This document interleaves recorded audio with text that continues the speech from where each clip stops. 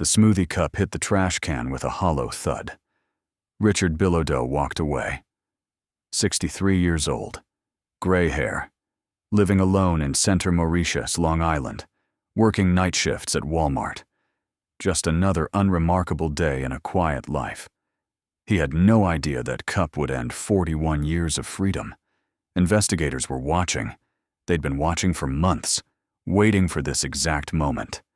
The moment when Bilodeau would discard something, anything with his DNA on it. The discarded straw was recovered from the trash, carefully preserved, submitted for testing. The DNA match came back 100%. Richard Bilodeau's DNA matched semen found on 16-year-old Teresa Fusco's body in 1984. A body discovered under leaves and shipping pallets near a roller rink in Lynbrook. A girl who'd been strangled, raped, and beaten to death. But here's what makes this case shocking beyond just another cold case solved. 3 innocent men went to prison for this murder, convicted in 1986, each sentenced to more than 30 years. They spent nearly 18 years locked up, 18 years of their lives stolen. In 2003, DNA testing proved they were innocent. All 3 were exonerated, released. 2 of them later won $18 million each in wrongful conviction lawsuits. And the real killer, he kept living his life. Free, working, moving around Long Island for 22 more years after those men were freed. If you think you know how wrongful convictions work or how DNA finally catches killers decades later, make sure you're subscribed. Because what happened to Teresa Fusco and the men falsely accused of killing her will show you exactly how the justice system can fail catastrophically and then, finally, get it right. Let's go back to November 10th, 1984, Hot Skates roller rink in Lynbrook, New York, Saturday night. The place was packed. Teenagers, families, music, the smell of popcorn from the snack bar. Teresa Fusco worked that snack bar. 16 years old. She needed the money. Typical teenager saving for things she wanted. The job wasn't glamorous, but it was hers. At 9:47 p.m., her shift ended, but it didn't end the way she expected. Her manager fired her, right there. No warning, no explanation that made sense, just told her she was done. Witnesses saw Teresa leaving Hot Skates in tears, crying, upset. A 16-year-old girl who'd just lost her job and had to walk home alone at night. She never made it home. Teresa lived about a mile from Hot Skates. The walk should have taken 15 to 20 minutes. Residential streets. Lynbrook was a quiet Nassau County suburb, the kind of place where people felt safe, where parents didn't worry about their teenagers walking at night. Her parents expected her home by 10:30 p.m., maybe 11 hour at the latest. By midnight, they were worried. By 1 a.m., they were terrified. They called police, filed a missing person report, started searching the neighborhood themselves, driving the streets, calling her friends. Nobody had seen her. The search for Teresa Fusco became a community obsession overnight. Flyers went up everywhere. Volunteers organized search parties. Local news covered it extensively. Days passed, then weeks. No trace of her. Then, on December 5th, nearly a month after she disappeared, someone found her body. Wooded area, just a few blocks from Hot Skates, concealed under leaves and shipping pallets, like someone had tried to hide her but hadn't been particularly careful about it. The medical examiner's report was brutal. Teresa had been strangled with a ligature, raped, beaten. The violence was extensive. This wasn't a quick death. This was rage, or cruelty, or both. The autopsy revealed something else crucial. Semen. Male DNA left behind by her killer. In 1984, DNA testing didn't exist for criminal cases. The technology was still in laboratories, not in courtrooms. That semen sample was collected and stored, but it couldn't tell investigators who killed Teresa. Not yet. The murder shocked Nassau County. This was supposed to be a safe community, a place where 16-year-old girls could work at roller rinks and walk home without ending up strangled in the woods. 2 other teenage girls went missing in the same area around the same time. The community started calling it the Lynbrook Triangle, a local twist on the Bermuda Triangle, a place where girls disappeared. The pressure on police to solve Teresa's murder was enormous. Media coverage, community outrage, her parents demanding answers, politicians calling for results. That pressure would lead to catastrophic mistakes. In 1985, police arrested 3 men: John Restivo, John Cogut, Dennis Halstead. Restivo was 18, Cogut was 18, Halstead was 20.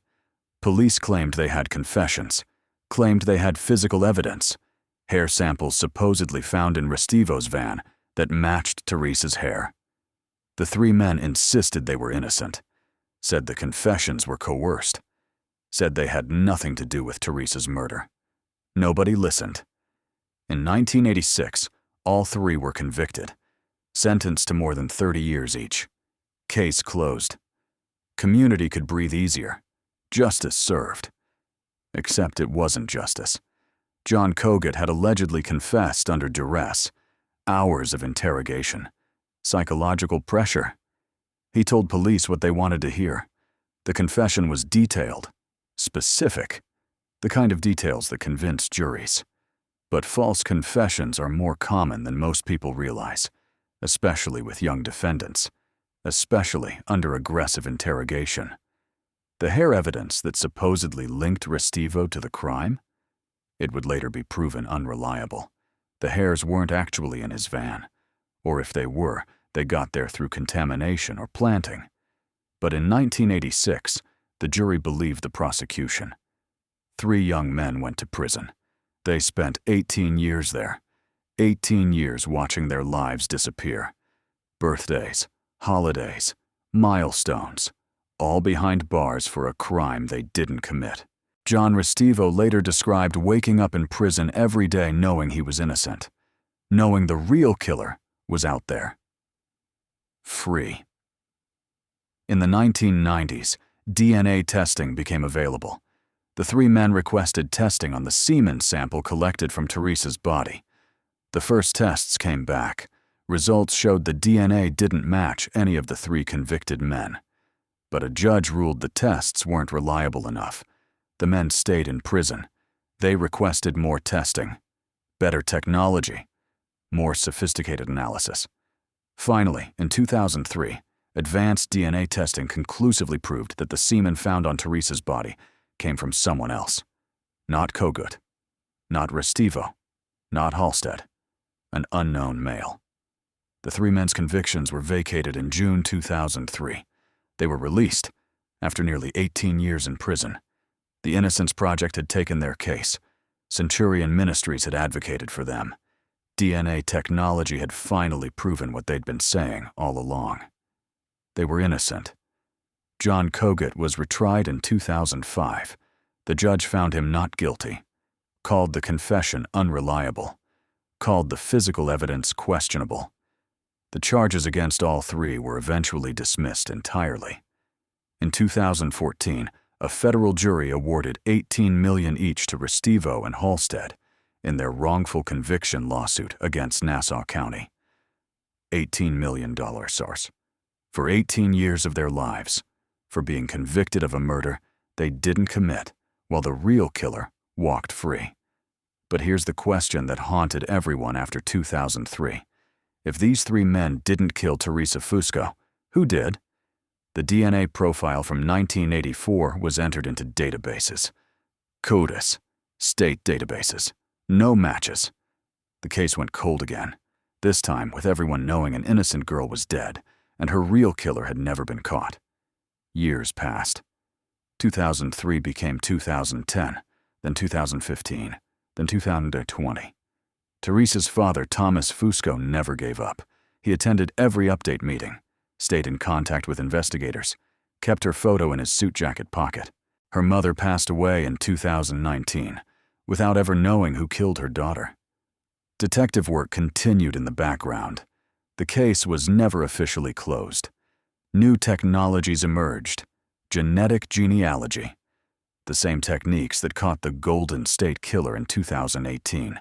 In August 2023, investigators submitted the vaginal swab from Teresa's 1984 autopsy to Othram Labs in Houston, a private company specializing in advanced DNA extraction and genetic genealogy. Othram built a DNA profile from that 39-year-old sample. Then FBI investigative genealogy got involved. They started searching for potential relatives of the suspect, building family trees, cross-referencing databases, looking for distant cousins whose DNA might point toward a suspect. The genealogy search led them to Richard Bilodeau. In 1984, Bilodeau was 23 years old.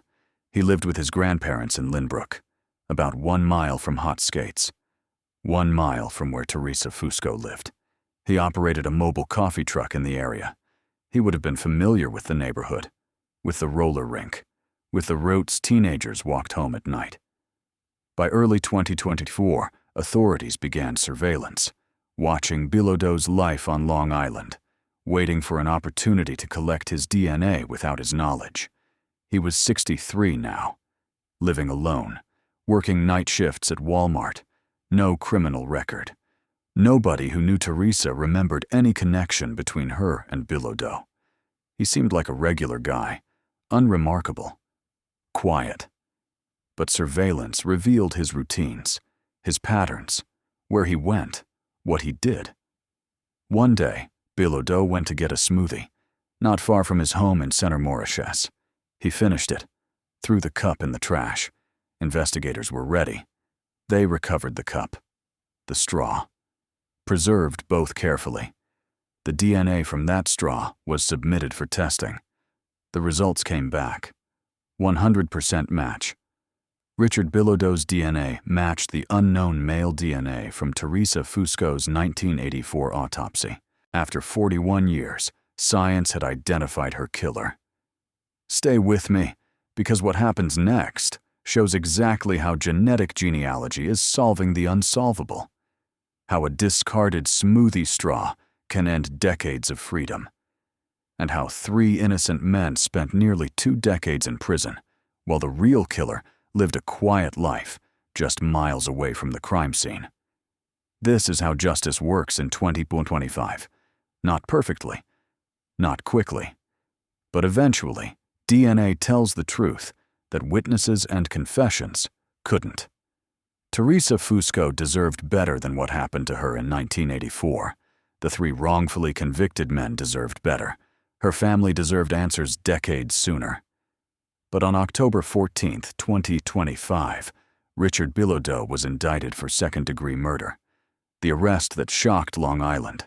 The arrest that finally closed a case that had destroyed so many lives. The breakthrough came in late July 2023 inside a lab in Houston, Texas. Othram Labs received the vaginal swab from Teresa Fusco's 1984 autopsy. The sample was 39 years old, degraded, contaminated by decades in storage. Most labs would have turned it down. But Othram specialized in what others called impossible. They extracted DNA from that swab using methods that didn't exist when Teresa was killed. They built a genetic profile from fragments most scientists would have discarded. By August, they had what they needed, a usable DNA profile from Teresa's killer. The FBI Investigative Genealogy Unit took over from there. They uploaded the profile to genealogy databases, started building family trees, looking for distant cousins, third cousins, fourth cousins, anyone whose DNA might create a roadmap back to the source.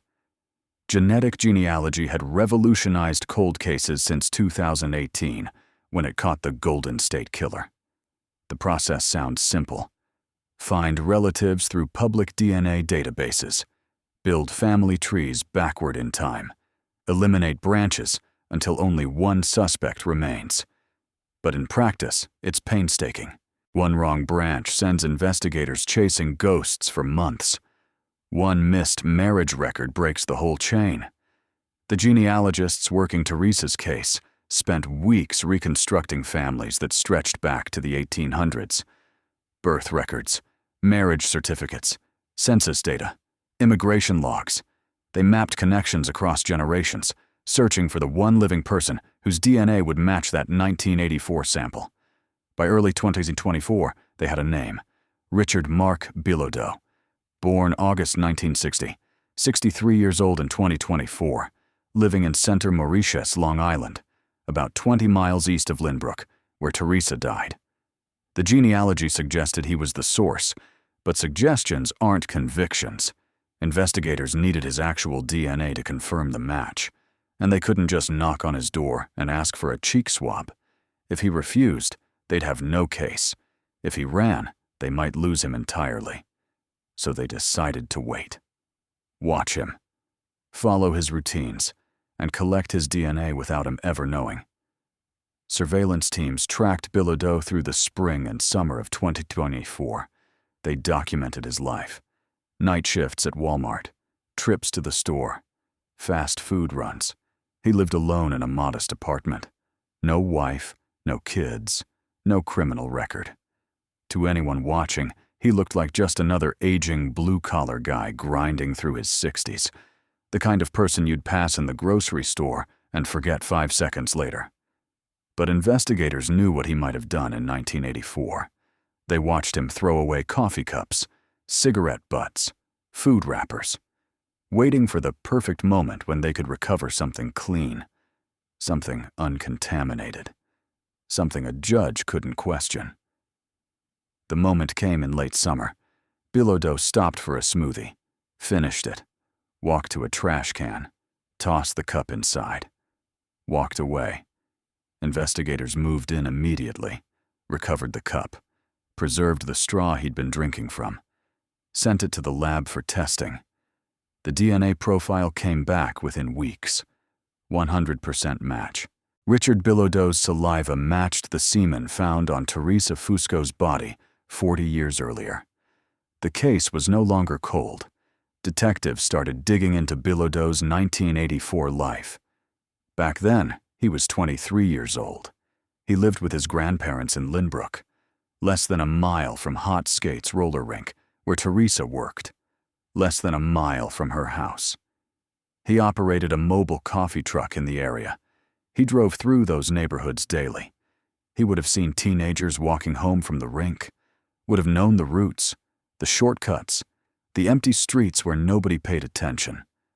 On the night Teresa disappeared, November 10th, 1984, Bilodeau had no alibi anyone could verify. He told police back then he'd been home, alone.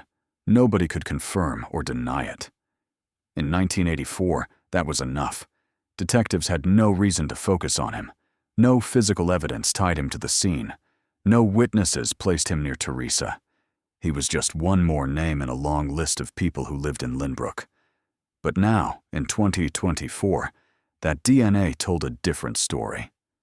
Bilodeau's semen was inside Teresa's body when she died. The medical examiner had documented it in 1984. The autopsy report was explicit.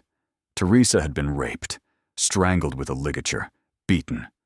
The violence was extreme. This wasn't opportunistic. This was rage, or cruelty, or both. And the DNA proved Bilodeau was there when it happened. The science was undeniable. After 40 years, Teresa's killer had a face. The Nassau County District Attorney's Office convened a grand jury in September 2024. Prosecutors presented the DNA evidence, the genealogy work, the surveillance timeline, the 1984 autopsy findings. The grand jury heard testimony from experts explaining how genetic genealogy worked, how Othram Labs extracted DNA from degraded samples, how the FBI built family trees, how the smoothie straw confirmed everything. On October 14, 2025, the grand jury returned an indictment: second-degree murder. Richard Mark Bilodeau was formally charged with killing Teresa Fusco. The arrest hit Long Island like a bomb. Local news stations interrupted programming. Camera crews raced to Center Mauritius. Reporters knocked on doors in Bilodeau's neighborhood, asking neighbors what they knew. Most said nothing. He was quiet, they said, kept to himself, worked nights, never caused problems. The idea that he might have raped and murdered a 16-year-old girl 4 decades earlier didn't compute. He seemed so normal, so unremarkable. But that's always the twist in cases like this. The monster doesn't look like a monster. He looks like the guy stocking shelves at Walmart, the guy you pass in the parking lot, the guy who blends into every crowd. For John Restivo, Dennis Halstead, and John Kogut, the arrest brought feelings too complicated to summarize. Restivo spoke to reporters outside his home in Suffolk County. "I spent 18 years in prison for something I didn't do," he said. "And the guy who actually did it was out here living his life the whole time, even after we got out. He just kept going." Halstead, who'd won $18 million in his wrongful conviction lawsuit, said the money didn't fix anything. "You can't buy back your 20s and 30s, he told a local news crew. "You can't get back the relationships, the career, the life you should have had." Kogut, whose false confession had been the cornerstone of the 1986 prosecution, was blunter. "I hope he rots." Thomas Fusco, Teresa's father, released a statement through the DA's office. He was 85 years old now. His wife had died in 2019 without ever knowing who killed their daughter. "This doesn't bring Teresa back," his statement read, "but it finally gives us the truth. After 41 years, we know." He said he'd attend every court hearing, every proceeding. He wanted Bilodeau to see him, wanted him to know Teresa's family never stopped fighting. The legal battle ahead would be complex. Bilodeau's defense attorneys immediately challenged the DNA evidence. They argued that 40 years in storage could have degraded or contaminated the sample. They questioned whether genetic genealogy met legal standards for probable cause. They filed motions to suppress the Smoothie cup evidence, claiming the warrantless collection violated Bilodeau's Fourth Amendment rights. Prosecutors countered that discarded trash has no expectation of privacy, that the DNA match was scientifically sound, that genetic genealogy had been upheld in courts across the country since 2018. The judge would have to sort through it all before trial. Meanwhile, investigators kept digging. They re-interviewed people from 1984, tracked down old witnesses, looked for anyone who might remember Bilodeau around hot skates, around Teresa, around the wooded area where her body was found. One former neighbor recalled seeing Bilodeau's coffee truck parked near the rink on weekends. Another remembered him asking about teenagers' schedules. Small details, nothing conclusive on their own. But combined with the DNA, they built a picture of a predator who'd been watching, waiting, planning. Lynbrook struggled with the revelation. The town had spent decades haunted by Teresa's murder, haunted by the wrongful convictions, haunted by the knowledge that the real killer was still out there. Now they knew he'd been right there the whole time, 1 mile from the crime scene, living with his grandparents, driving his coffee truck through the streets where kids walked home from school. The fear was retroactive. How many other girls had he seen? Had he tried again? Had there been other victims nobody connected to him? Police opened cold case files from the 1980s and 1990s, looking for patterns, looking for unsolved assaults or disappearances that might match Bilodeau's timeline and locations. The 3 other wrongful conviction cases from the 1980s came under new scrutiny too. Advocates for criminal justice reform pointed to Teresa's case as a textbook example of everything wrong with the system. Coerced confessions, unreliable forensic evidence, tunnel vision. Prosecutors so desperate for a conviction, they ignored exculpatory evidence. 3 innocent men spent 18 years in prison, while the real killer walked free. The Innocence Project used the case in presentations across the country. This is what happens when we prioritize convictions over truth, they said. This is why DNA matters, why we have to keep fighting. Richard Bilodeau sat in Nassau County Jail awaiting trial. He'd pleaded not guilty. His lawyers promised a vigorous defense. They claimed the DNA evidence was unreliable, that genetic genealogy was junk science, that their client was being railroaded by prosecutors eager to close an embarrassing cold case. But the science was sound. The match was 100%.